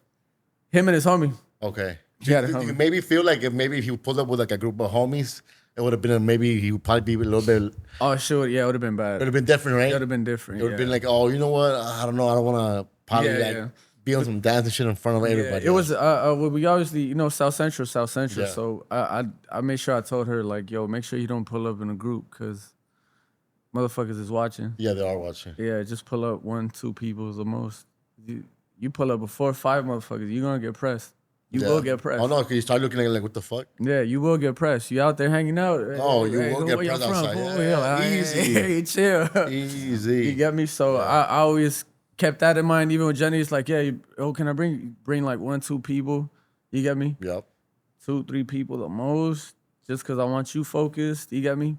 And Suede pulled up just by himself. I feel like it's important because sometimes a lot of rappers tend to be fucking insecure as hell. So when you start adding people that they might not feel comfortable trying new sounds or even playing with music, they probably won't. Hell yeah. Motherfuckers be like, hell nah. Hell no, fool. Hey, fuck that shit. They've done that to you in the studio? Huh? They've done that to you in the studio? Nah, hell no. I've been, Hey, we'll bro. do that hey, track on what Wednesday. bro, I got coached. Look, I got coached by Kool in the Gang. Y'all heard of Kool in the Gang? Yeah. I got coached by them. Shout out George Brown. Shout out them. For the first time ever, bro, I got hushed in the session. Like, I legit just, somebody was like, shh. I was like, what the fuck? Like, they were like, shh, we paid you for a verse. You're done. Like, because the people were writing, I didn't know though. That's like studio etiquette. I didn't know. You get me? Let's say they paid me for the verse and they hired you guys as the writers. You guys focus on the writing. They only paid me for the verse. Whatever y'all figure out, I can't butt in because now I'm taking y'all money. You get me? Damn. So that's like me going in your Strictly pocket. because of the credit? Yeah, so strictly business. So at the moment, like that was a shock because I'm, you know, somebody shushing you. You're just like, bro, what the fuck? So I was just like, I looked at him. I was like, and then I was so cool with him. He was like, no. And he was like, I'll explain to you outside. You get me? I was low key heated because I was like, bro, don't, like, that shit was embarrassing. You just shushed me in front of people. You get me? Okay, damn. We walked out and he Damn. explained it. He was like, no, like, you gotta understand, in the business, that's like, you're digging in their pockets. Yeah. You get me? Because your idea might be the one, and next you know, Yeah, but you didn't. But Yeah. I didn't get hired for that. He Yeah. was like, but you didn't get hired for that. You already did what you did. Just have fun. Smoke your weed, FEEFA. They had like they was kind of African. It was like smoke FEEFA, smoke your weed, FEEFA. Yeah. You smoke your weed, free food outside. Leave us alone. I was like, all right, bet. So I learned, bro. I learned. the hard way, yeah. Interesting. Yeah, bro. Interesting. That's why studio etiquette, motherfuckers. Y'all gotta know studio Yeah, for etiquette, sure. bro. Oh my god, dog. Yeah. Studio etiquette is key, bro. The way you treat your engineers, that's very key, bro. I'm an observant person, and if I see somebody that like doesn't treat their engineer right, I'd rather not work with them. Yeah. I don't work with people like that. The engineer's like the keyest. It is. It's very key. That's the fucking guy, bro. That's the guy. That is the guy. That's the man. We shouldn't even be praising the artists in the studios. We got to make sure the engineer. He's the Hey, bro, magician, you ate, fool. bro? Did you drink? Have you ate, bro? Hey, bro, you want some weed? You want some liquor? Hey, bro, you need a massage. Hey, feeling when right you now? hoes come in, you give them a massage, man. Do something. You're right. You got to keep them happy, bro. They're in there 8 hours, bro. Like, and I could talk because I do it. You get me? I do this shit, so I know what it takes. You feel me? And every engineer I walk into, bro, yo, appreciate you, bro. Hey, you need something? Boom, boom. You got to take care of your engineers. I think that's a lost. That's a lost art in the game. Motherfuckers take engineers for granted, bro. That is true. Yeah, I don't think people talk about it that much. No. How you're saying it now. So Take care of your engineers. That's why y'all music don't hit radio because the engineering sounds like shit. Yeah. You were mentioning earlier how you wanted to get a manager or something. A lot of people in the music world sort of like require like a minimum nowadays in order to even like collab. Oh yeah. Have you felt like you needed to navigate a certain way online just to be able to get to where you're at now? Yeah. Yeah, most definitely. Yeah. Hell yeah. Yeah. But I think what helped me is the fact that I could do so much. Mm-hmm. You get me? I'm not just an artist. Like I could be in a room, I could engineer shit, I could go in there co-produce, I could do vocal production, I could write for the. You get me? So I thought about shit like that because I was like, at the end of the day, I want to be in those rooms. Yeah. You get me? Yeah. And you're learning. You get That's me? what also helps your career, right? Because like you might be getting the royalties from this record because you helped wrote it. Yeah. So it kind of also expands your lifeline as an artist, a creative artist, Hell not yeah. just being a rapper or a solo artist. It does give you more lanes to like be yourself as a creative and shit. Hell yeah. But even, like with the numbers shit, people do throw that out there. Oh, your numbers ain't high enough. Yeah. Da-da. Next thing you know, I get a phone call. Hey, we need an engineer. You know anybody? Yeah, me. Yeah. Oh my God, you're saving our lives. Yes, how much? You get me? And it's the same. Like just because I built that skill, you get me? I challenged myself to be a all-around player. I don't just want to shoot and score. Go back to FIFA sports. Yeah, I want to learn how to defend. I want to fucking guard. You know, I want to rebound. I want to do everything. and understand how to play that role. Huh? Yeah. Understanding how to play that That's role. what I learned that session with Cool in the Gang. Know how to play your fucking role in the studio. Know how to play your role. There's times when motherfuckers just rap and I'll just shut the fuck up. I'm playing my role. And now let's talk about the new EP. Like now that you learn all of this, like now it comes down to this new EP. Like, and what made you choose this EP? Like the way you structure it, the way because I've noticed that you included a lot of your background for like the whole fucking the first generation intro. Yeah. So it was like Salvadorian, like almost like a message, kind of like being conscious, but it's still giving the vibes. Yeah. Kind of what I felt through this whole album. So what made you? Let's go with that. What made you create this new sound? With that one, what was it with that one? I think. Oh, what helped me was all the stupid Salvadorian shit I was posting before that, like all the Toxica shit. Yeah. So I noticed, I was like, oh shit, I got a niche. Like I got something that people are looking for me now. Like they're looking for me just for Salvadorian content. They are. You get me? Yep. Like, and it was just it's really stupid audio, Toxica shit. You get me? I'll show y'all right now doing. But I just learned that, like, you get me? And then I just kept doing it. So then I was just like, all right, how do I put my culture in an art form, in a music form? I had to make the beat, and then the beat I made was so ass. It was so trash. Like, to me, it was trash, but it had like good parts. So then I had the verse. I sent it out to Dirty Sosa, and I was like, hey, bro, help me with this beat. Send me back that shit, that masterpiece. And then I was like, oh shit, I'm getting somewhere. I rewrote it, and then I was like, all right, now I want to have a message. Then I was like, damn, I need I don't know how it came across, but it just came from somewhere. I was like, man, I'm gonna put like a Salvadorian voiceover in the beginning. Yeah. Because I saw that visual that I put. I was like, I just saw that visual. I was like, I think it'll be dope if I just post up audio in the back, boom, boom, boom, and then the verse plays out. I was like, oh, that'll be fire. So I really mapped it all out with that record. I mapped that one out. And I wanted that one just to be like the trailer, the intro, even though nothing on the tape after that sounds like that record. Yeah. But it still goes in a way, kind of like, because you could call this project FIFA. Like, Yeah. And when I went through the project, like I understood why. Like you give them a little bit of everything that you do in a way, but it also still sounds very cohesive. Yeah. Right off the top, fool, track number 524. I fuck with that one heavy. Yeah. It just kind of gave me more of yeah, I heard this sound in many ways, but you also did it yourself in your own way, and it just sounds great too. That's hard. Like 24 was the one that stood out to me the most. That's That crazy. one, off the first listen. I tell they ain't heard. Look, they ain't heard it. They gotta catch on now. Yeah, I did hear. Not yet? I was gonna say something about Yeah. like the ATM Danny verse. yeah. Yeah. Because he doesn't usually rap on like beats like that. So to hear him on something like that is pretty cool. Yeah. So Even that was a play too. And what made you work with ATM Danny? Because ATM Danny is an artist that, for me, came out of left field, and I've noticed that he has a really good traction. Yeah. And people are really fucking with him. How did you connect with him? And And why? Like, the thing is, I already had the record with Chase the Money. okay. Chase the Money. Shout out Chase the fucking Money, bro. That he's so chill, bro. The producer. Yeah. Bro called me up to the studio. I've never gotten this kind of hospitality before from anybody. Literally, bro kicked out all his homies from the room. Like, left me in the room, left me beat, said, oh, y'all, get the fuck out. Fief, you good?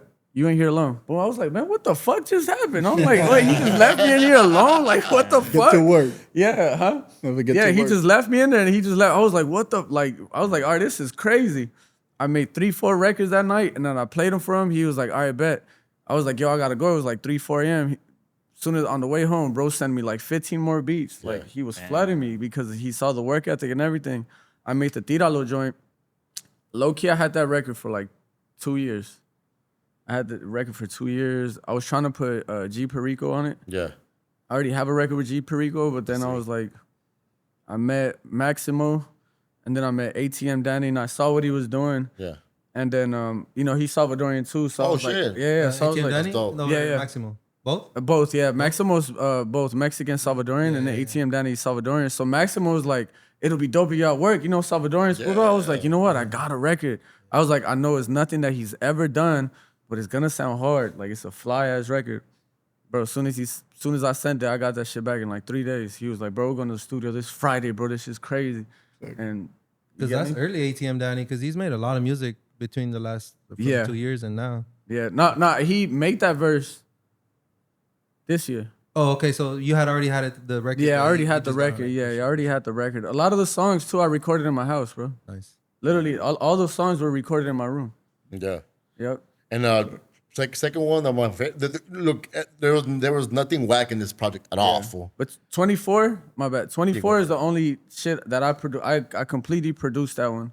I produced the whole shit. Okay.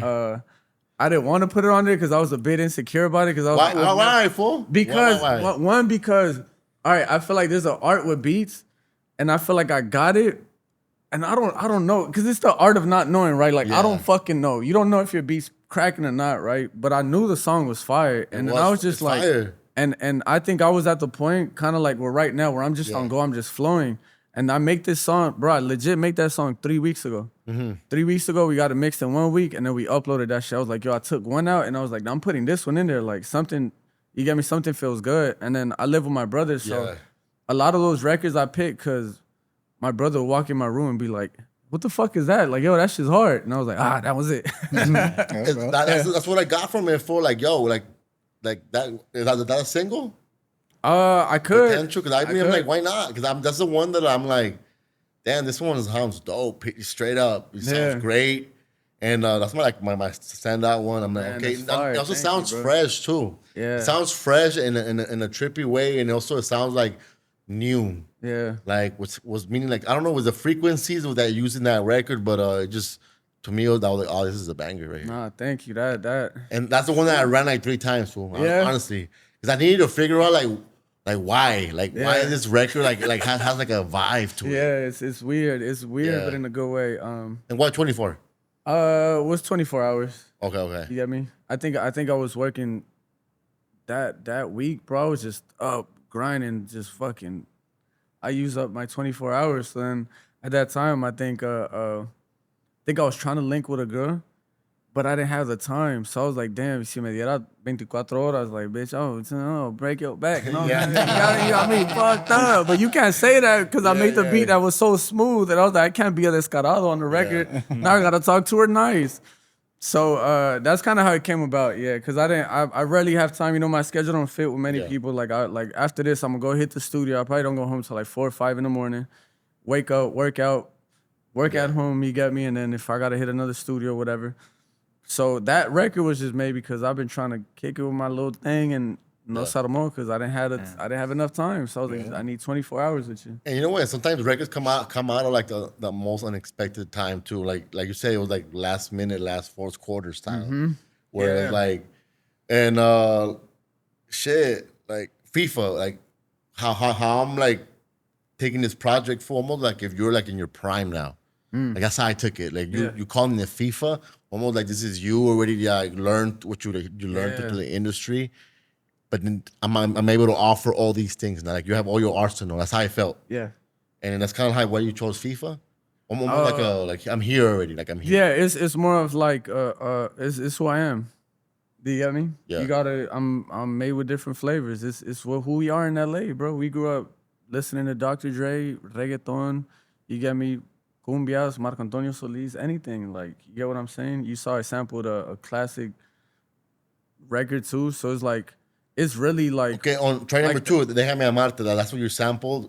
Like, who'd you get that? The melody. Yeah, the melody. I'm gonna let y'all guess that one. No, because Mario, right? Mario. Okay, yeah. Mario. I was like, oh, that's why it was dope to me, fool. Because it's like it's so on trend too, where it's like, but making it your own at the same time. It's not like you just took it and like, nah, you did it. You did it Latino. You did it dope. What's popping now, fool? Yeah. So yeah, I was trying to figure like it was Mario. It was Mario. It was Mario. Let Me Love You. And I remember I had wrote the first verses. Chris O'Bannon, Coteasy, and Cricket were in the. Shout out Cricket. Shout out my fucking Crick, man. Crick is a beast, bro.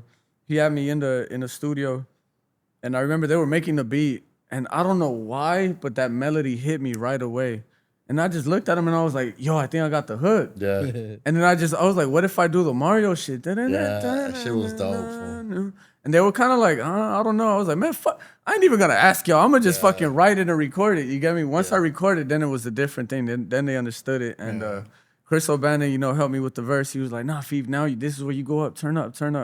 So yeah, bro. A lot of this project, bro, was me trusting the people around me, you get me, and having a musical team where motherfuckers was like, jab here, hook here, you get me, duck here, hit them with a 1-2 combo here. No, you can't be moved. You get what I'm saying? So it's like I feel like, it's like I'm polished because if you look polished. If you look at a lot of the credits, I just checked Justin Bieber's Yukon record. That shit has 10 writers, 10 engineers, 6 producers. Like I remember having that same reaction when I saw the writers for Beyonce's "Women Run the World," and it's like the same lyrics, and you're like, "Oh, there's like 10 writers on this." Yeah, that's crazy, bro. That's fucking crazy. The musical team is important, though. It is, and I think that's where maturity comes as a man, or even as a whatever. I think in any business you have or run, you gotta trust. There's people around you for a reason. You gotta trust them. You get me? And I just felt that way about this tape. A lot of those records, bro, was, me doing what I did, but also people like molding me, like sharpening me up. You get what I'm saying? And why this year? Like, what made you decide for like, okay, today? I mean, I'm gonna get my records, package them up, and release them this year. Because you had a long break. That's what I'm saying. Like, why this year? I had it. I mean, I wanted to release this. What happened in your life? Or what happened in your life? Or what happened? What turned on that switch? Like, yo, it's time to release now. I won't say my dad's passing because my dad passed away like 3 weeks ago. My condolences. And then my tia passed away like a month ago. Wow. You get me? So it's like, so it's like, not only that, but I already had it in my head. I was already working towards it, but when that happened, it just gave me like a different perspective of life where I'm like, I gotta do this shit now, bro. It's like, what the fuck am I second guessing? Because once you get there, game's over, homie. Game's over. Once you're laying in that motherfucker, it's over, bro. So I never really second guessed it. I just think I always wanted to perfect shit, and I had to get that shit out of my head. You get me? And yeah, within that time, I just watched a lot of making of like Justin Timberlake and Pharrell in the studio, Timberlake in the studio, because I haven't been around it. I don't know how.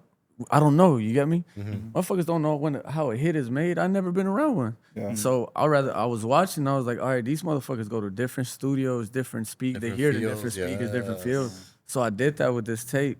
I got my engineer. We went to the creator's house, the OnlyFans house. They got a fire studio and they got some fire speakers in there. I was like, yo, let's go in there and mix some of it. Let's get a feel in there. Boom. Then shout out Paul. He manages Dr. Dre shit. And he's super solid, bro. You know, blessed me, and he was like, yo, come in here and mix it. This is Dre shit. 12 fucking subwoofers, 12 subwoofers, fucking probably like $100,000 worth of speakers, bro. So hearing the shit in there was like, hearing it in there, I was like, all right, I shouldn't be second guessing this shit. My music's almost there. I was like, it's almost there. So then we went back and tweaked it a little bit, you get me? And then we went back and added the end in that studio, and then that's when. But I think my process with this tape was different. Really being patient, doing everything I wanted to do, because I always wanted to approach it like that, bro. I always wanted to be like technical with shit. You feel me? Yeah, but that's cool. Yeah, that's dope. And is it like is this leading to something like an actual full project? Okay. Hell yeah, I got it lined up already. Okay, that's great. That's great. For honestly though, like going through this project the whole day today, I'm like, damn, I'm adding it to my list because I really did enjoy it. I'm like, okay, thank you, bro. It sounds like somebody that, like you said, you polished, and this is creating your sound. Why the colors too? Why the yellow, golden yellow, and blue? Blue and yellow? Blue and yellow? I have no idea, bro. Okay. I just wanted a blue background, and then the homegirl does graphic designs, Maria. And then I was like, just put my name on that bitch. It was blue and white, but I was like, nah. I was like, throw in yellow. And then that shit just looked hard. Yeah. I was like, yo, fuck. It looked like a fucking like a jersey. Yeah, like a jersey.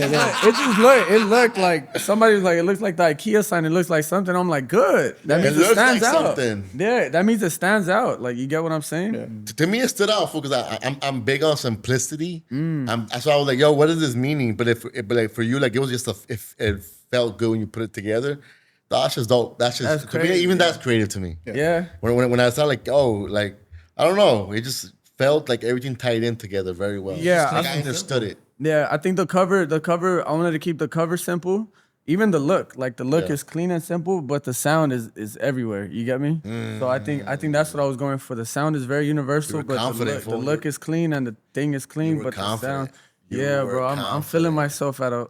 You know, thank God. You get me? Like, thank God. You know, the energy comes from him. So I'm just living through it, bro. You're on some Kanye West vibes right now. Because look, me working with a lot of creatives, they always try to bring the flashiness on the covers and like sometimes like, you know, like simple. I mean, you're like, to me, it was very like a big statement for like, I was confident with this shit. Yeah? Yeah, that's how I took it. That's how I took it. Like, let the music do the work. Let the music do the work and being bold, like the bold letters. Hey, for like. Hell yeah. Turn me up there, you dog. probably didn't like envision it to do it that way, but it was the feeling. Yeah. It just came across. And I had people, you know, I had homies that be like, you sure? Like, that's it? Like, yeah, bro. That's it. Like, I'm not changing the cover for shit. So I just based the whole. And I wanted this tape to feel like a playlist. You get me?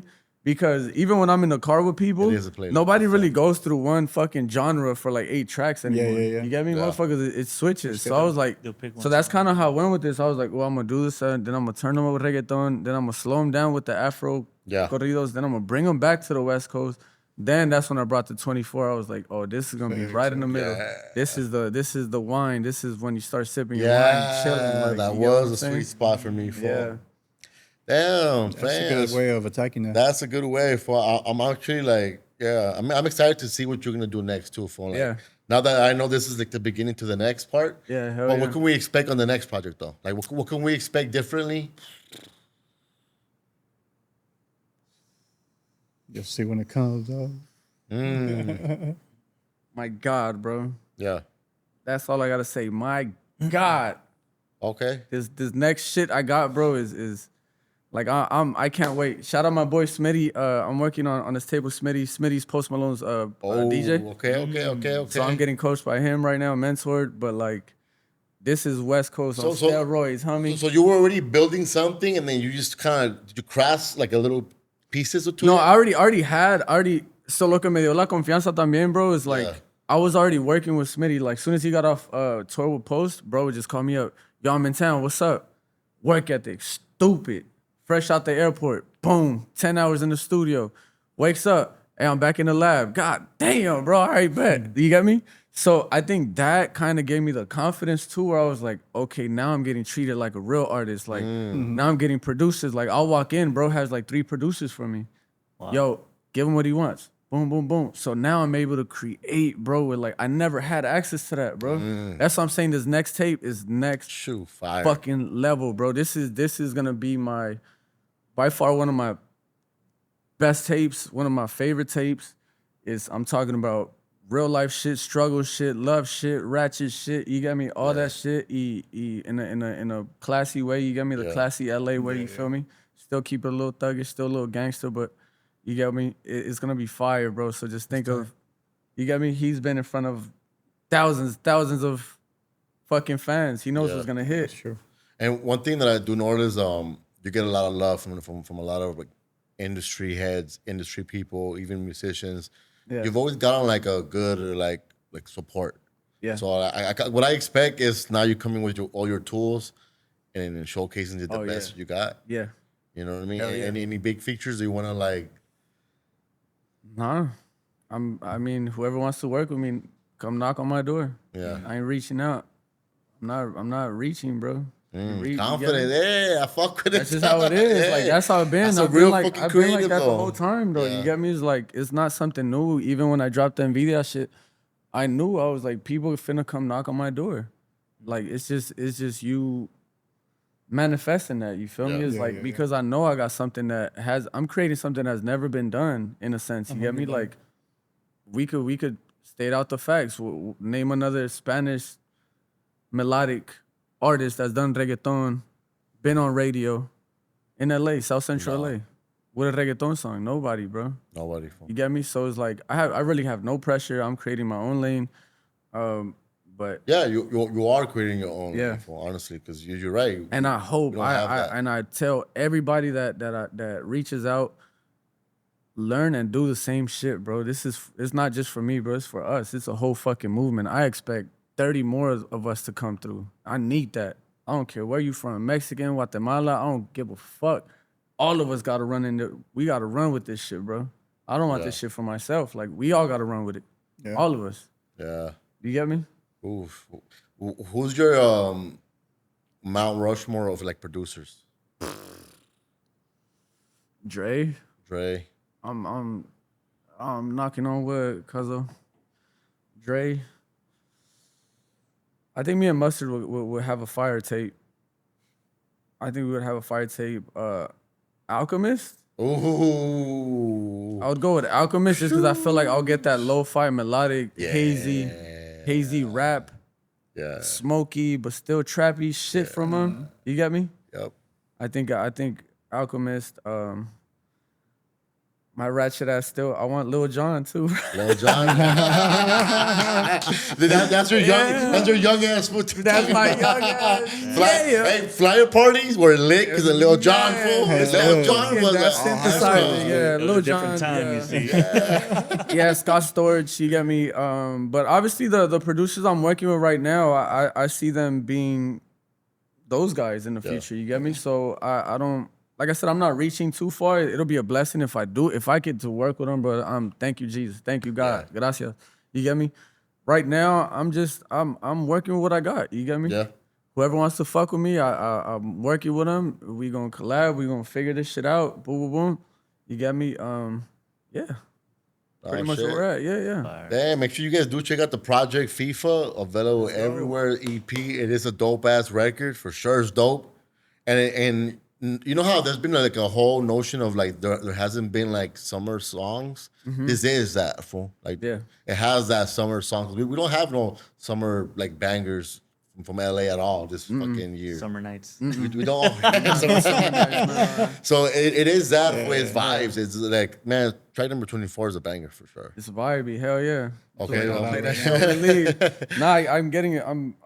I'm just appalled by it because, like I said, that's a record I produced. So I'm Yeah. still like, I'm in shock. I got hella people told me that's their favorite one. I'm like, what? Yeah, full. Like, what the fuck? Yeah, I think that's like your I don't know how to, I don't even know how to put it into words, but that's the one that just feels different. It just feels different. It just feels Hell different. yeah, we might have to shoot to that. And also it feels like fresh. It feels vibey, but in a not on like on 90s R&B. No, it just feels vibey in a different way. Like Yeah. people that I fuck with, the feeling that I get from like bumping like a Weekend in a way, in a weird. I don't know how to break it down. It's crazy because that's what I was studying. I was studying The Weeknd and Bruno Mars. Yes. They're the most played artists of this generation. Yeah. People talk about Drake and Kendrick. Ed Sheeran, motherfucking Yes. Bruno Mars. All of Bruno Mars love Ed songs on Sheeran. YouTube have like 1 billion plays. I love Ed Sheeran. I love Ed Sheeran. Y'all want to talk about Drake and Kendrick? Nah, Bruno's smacking everybody, bro. Yeah. And you know what's funny that you bring Ed Sheeran, because Ed Sheeran will give you like singy songs, but the production is always like, I don't know, it's different always. See, Like he paints it in a different way. It's and I simple. fuck with it. Yeah, it's also him knowing his tone. Like with that record, Yes. with Yes. that record, I already knew my tone. I Yeah. feel like I was comfortable in that tone because I was, and I made that shit so fast, bro. I made that one probably like in 15 minutes, Oh shit. beat and recording. Like I mumbled the whole record the way it is. Yeah. I mumbled the whole thing, and I was like, "What the fuck?" I made a whole song just mum, and then I just wrote it, and I just recorded it. Hey. That shit was weird. It's a crazy. weird feeling, bro. Well, I want to appreciate you for having taken your time. I know, my condolences. I didn't even. Nah, damn, hell Yeah, for sure, bro.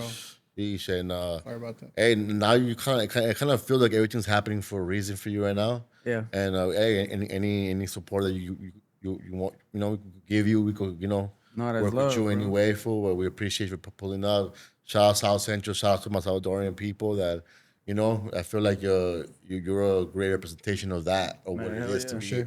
Salvadorian from LA. From like very very community based. Yeah. And showing the love that Salvadorians have a lot of love for the community as well. Yeah.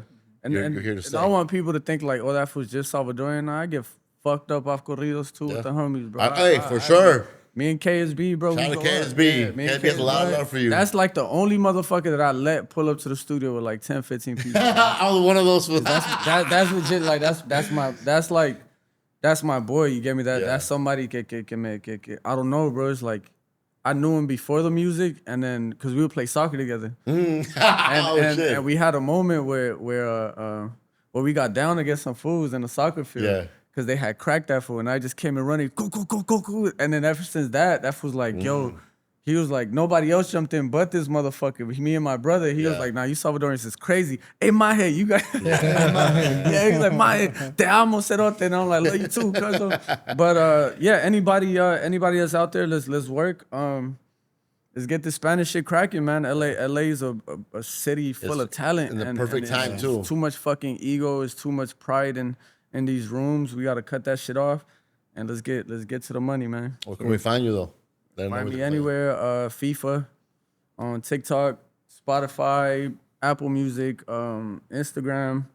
I'm gonna start streaming too, so y'all can catch me on Kick. Hell yeah. FIFA. The segment's called Kick It with FIFA, so I'm gonna start streaming. Getting shit cracking. All right, for sure, sir. dog. Okay. I appreciate you. Where can we find you, David? David Cole Media on Instagram. Brandon. Brand more. Recuerdos by Fly on Instagram. Shout out to Fly. Shout out everybody for pulling up. Shout out David. Shout out everybody. Dog. Make sure you support FIFA's project. It's FIFA. dope as fuck. You're not gonna regret it. For isn't it? There's something in there for everybody. Yeah. Good But listen. it's also very cohesive too. Yeah. It's not just like random tracks thrown together. It has like a nice vibe, and I did appreciate your putting your identity in the beginning on track number one. So kind of like represents you for Yeah. some real shit. Now, if you ask me if I'll do that again, no. Okay. Yeah. Okay. I think that's like in the moment shit. In the moment, okay. Like I It said, just like felt right. a lot of my Salvadorian content's been going up, so I was like, I gotta do something serious for my people. Okay. It can't just be like me telling the world that Salvadorian women are toxic. Yeah. Hey, but you like, let also me- unfortunately need Yeah. a gimmick to Yeah, grow I was like, online too. let me use my platform as in a good way. I get it. You get me? So I wanted to flip it. But yeah, and yeah, we're boycotting Oh, the yeah, Dodgers. let's go for it. Why? What happened there? What happened with the They're Dodgers? obviously supporting ICE. Yeah. Okay. Heavy. They support ICE heavy, and I think we're tired of these big corporate companies taking out of our culture and not giving it back to us. So at this point, we just gonna have our own baseball game. We don't know how to Yeah. play baseball. We might kick that shit. We don't know, but just turn up with us. But we don't support none of that shit, man. Fuck all that. Yeah, because I did pass a few days ago, and they had like a mural, and kind of like when you exit it, they had like on the wall, El Salvador at the ocean. Yeah, I think everybody's boycotting. Oh, everybody's boycotting. hey, I really appreciate that, fool, because I feel like we need more unity now. Yeah. And let's definitely stand with each other as a Latino community in LA. To like, we're being under attack, so hey, we gotta be here for each other. Fool. Hell yeah, Yeah, and that's it sucks because we were just getting like it's kind of in the middle, like we're barely fool, getting our you hype. guys are Like, getting you get your me? fucking Like this dues. year was gonna be big. I think this year was gonna be Yeah. super big for us. But at the end of the day, fuck them numbers, fuck the fame, fuck all that. We gotta go with what feels good, and that's being humans, bro, and knowing where we Facts. come from.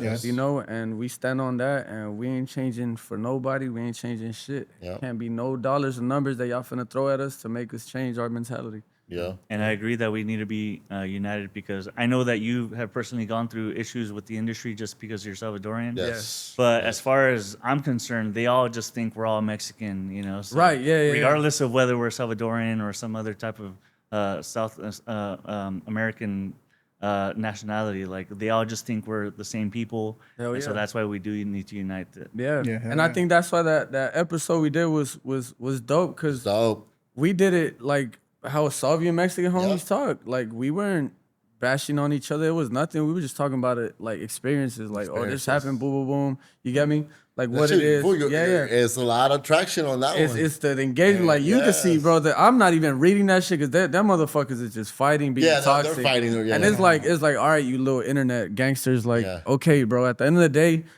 there was a Mexican platform that shared their platform with a Yes. Salvadorian, and to me, bro, I cherish that shit. Yes. Like what y'all doing right now, bro. I fuck with it heavy. You feel Yes, me? I I appreciate appreciate you it, for and sure, and fool. I think action always stands out more than words. So it don't matter what the fuck we say on this podcast. At the end of the day, they're sharing a platform with somebody like myself, and we Yes. finna. That's the way to grow out of this situation. Yeah, and for me, it was very important to highlight like one of our own, for like, that's a brother, he's Salvadorian, and have those experiences be shared in the platform, Yeah. and understand like what can we grow from there, you know? Because Yeah. not only pointing out the negativities that happened in the past, but like look how far we came. Yeah, but you have to. You have to point You them have out. to keep it. You to. gotta have those conversations. You gotta Yes. have those uncomfortable conversations to even move forward. Yes. Because if we don't have them, motherfuckers is just gonna be in the same place. You Yes, got because we find out eventually towards once we stop arguing, like we have more in common than we don't. Yeah. We all have Yeah. the same, You know, same we similarities. all have the same so similarities. many similarities, bro. From You a know? mom whipping her ass. If you got a Yes. tattoo or earrings or anything in that sense, you get me? Like Yes.